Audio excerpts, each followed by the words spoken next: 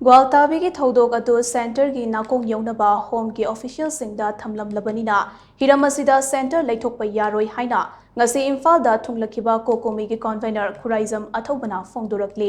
COCOMI की convener Khuraijam अथौबना लुचिंगबा लुपसिगे थौमी तरेत न साबा टीम अदु ngasi अयु पुंग 13 मिनिट 50 रोम ताबदा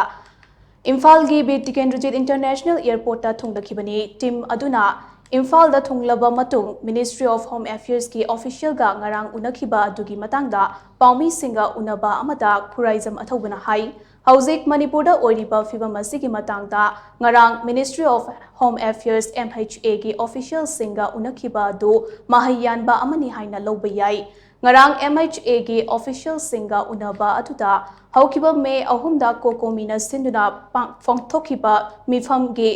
aduda लौखिबा वारेप अदमदे हौजिक फोंग सारिबा ग्वालताबी के थौदोक की मतंग अमदे थौदोक असिगा इरोइनना चंगसिलेबा गवर्नरना थौदोक असिगी मतंगदा लाले हाइगदबनी अमदे स्टेट असिगे टॉप ऑफिशियल सिंग रेजिग्नेशन तौबगे वाफम सिंग COCOMI की माइकैदगे पुखतखे मणिपुरदा थोकलिबा इरांग असिदा कंप्रोमाइज तौबा यारोइदबा वाफम सिंग मरुओइना नार्को टेररिज्म उमंगी लम खोपचिलकपा लो काइना चंगसिलक्लिबा मिटोप की वाफम की मतंगदा COCOMI ना इंडिया लेंगाक्ता कुपना खंगहन बगा लोइनना मखाताना असिगुंबा फिबम असि लाक्सिनबा तक्सिनखिगनी हिरम असिगी मतंगदा मखाताना वारी सानखिगनी हंदक्की उनबा सिदा यामना सिंथानिंगाई ओइबा ओरिबदे मियामगी मिफमना लौखिबा वारेप सिंग अदो ngarang MHA की ऑफिशियल सिंगा उनबा दुदा मचा खाइना पॉइंट सिंग थमखिबा अदुने पॉइंट सिंग असे इंडिया लेंगाक्ता ऑफिशियल ओइना हौजिक मक्के लानखत्रे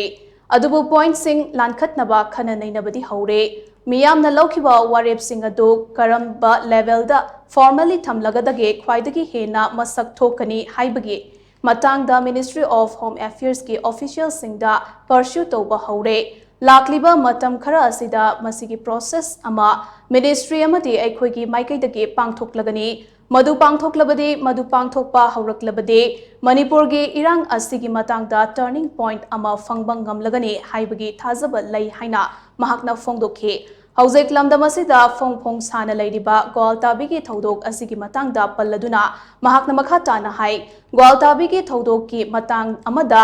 थौदोक असिगा इरोइनना चंगसिलिबा गवर्नरना थौदोक असिगी मतंगदा लाले हाइगदबनी अमदे स्टेट असिगे टॉप ऑफिशियल सिंग रेजिग्नेशन तौबगी वाफम सिंग ngaranggi MHA की ऑफिशियल सिंग उनबादुदा मरिक चुमना थमखे मदुदा MHA की ऑफिशियल सिंगना अखोइना पुखतलिबा पॉइंट सिंग अदु लौशिनबगा लोइनना मकोक थोंगबा ऑफिशियल सिंगदा हिरम असिगी मतंगदा खनगनी हाइना फोंगदोरखे ग्वालताबी की थौदोक अदु सेंटर की नाकोंग योनबा होम की ऑफिशियल सिंगदा थमलमलबनिना हिरम असिदा सेंटर लेथोकपा यारोई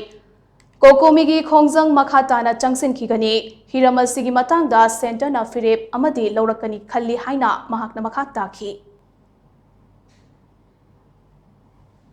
अदुगा हुजी की ग्वालताबी की इशू से सिदेजदा कोई मैम